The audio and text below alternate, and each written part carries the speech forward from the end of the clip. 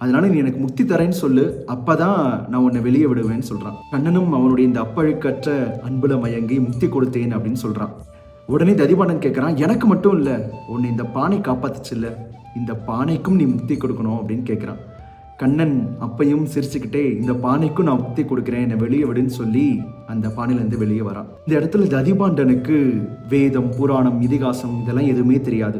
அவனுக்கு தெரிஞ்சதெல்லாம் ஒன்னே ஒண்ணுதான், அப்பழுக்கற்ற கண்ணன் மேல் கொண்ட காதல், கண்ணன் மேல தீராத காதல். அந்த காதலுக்காக தான் கண்ணன் ததிபாண்டனுக்கும், ததிபாண்டன் கூடவே இருந்த அந்த பானைக்குமே முக்தி கொடுத்தான். கண்ணன் நம்ம கிட்ட எதிர்பார்க்கறதெல்லாம் வேற ஒண்ணுமே இல்லை, அவன் மேல தீராத காதலும் பக்தியும் தான். கண்ணன் கழலினை நன்னும் மனமுடையீர் என்னும் நாமம் தின்னம் நாரணமே, பயனன்றாயிலும் பாங்கல்வராயிலும் செயல் நன்றாக திருத்திப் பணிகொள்வான்.